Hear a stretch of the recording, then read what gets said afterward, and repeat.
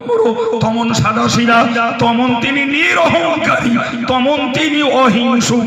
একবার জোরে বলা যাবে না সুবহানাল্লাহ? তারই কথা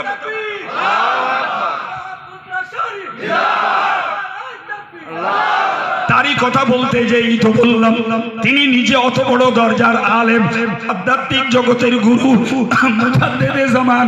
এরপরেও নিজের শাগরেদকে দেখে দাঁড়াতেন আর বলতেন ইলমের মর্যাদায় দাঁড়িয়ে যাই।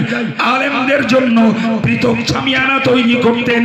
রীতিমতো আল্লামা রুহুল আমিন সাহেবের কিতাবগুলোকে তিনি নিজেই মর্যাদা দিতেন।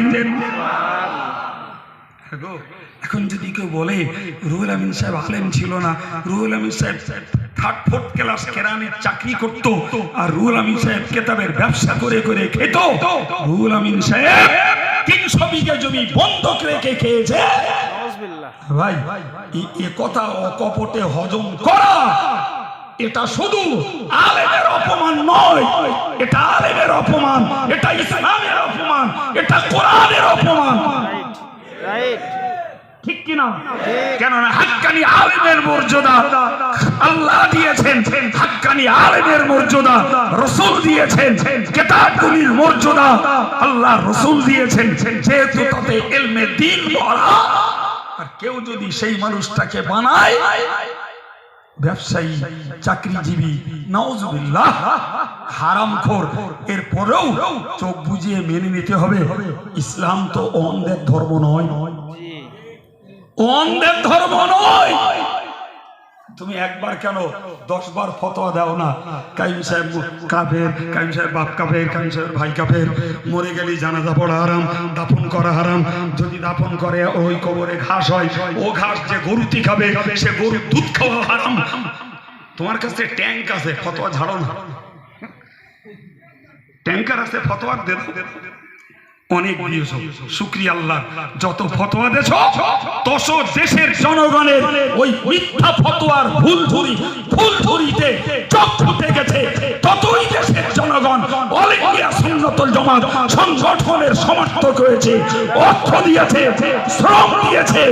মডেল মাদ্রাসা 250 তৈরি হয়েছে, মেয়েদের মাদ্রাসা তৈরি হয়েছে, ছেলেদের হেফখানা তৈরি হয়েছে, মওলানা বিভাগ তৈরি হয়েছে, জামিয়ার মতো ইউনিভার্সিটি তৈরি হয়েছে।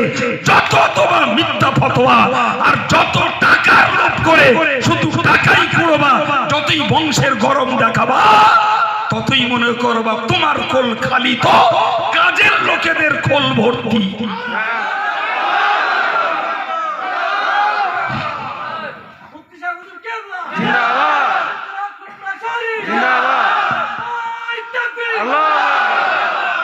মনে রাখা দরকার, রসুলকে গালি দিয়েছে আবু লাহাব, রসুলকে কুৎসা রটিয়েছে আবু জাহাল, রসুলকে কুৎসা রটিয়েছে চাচাতো ভাই উতবা সাহেবা রবিয়া ওয়ালিদ, রসুলকে মারার চক্রান্ত করেছে আকাবা ইবনে আবি মুঈত, রসুলকে মারার চক্রান্ত করেছে উমাইয়ার মতো দুর্ধর্ষ বর্বর।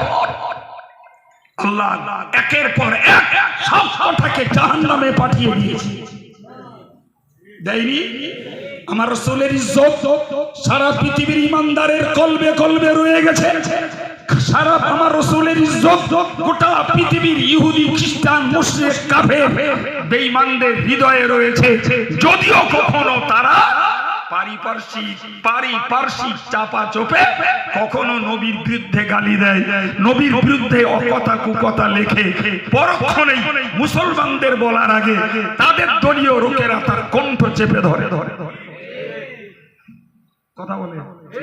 ফ্রান্সের ম্যাক্রো যখন রসুলকে সন্ত্রাসবাদ বলল, মোহাম্মদকে চরিত্রহীন বলল, ভারতবর্ষের মুসলমানদের গলা বাজারির আগে পৃথিবীর নন মুসলিম কান্ট্রি তারাই আগে ম্যাক্রো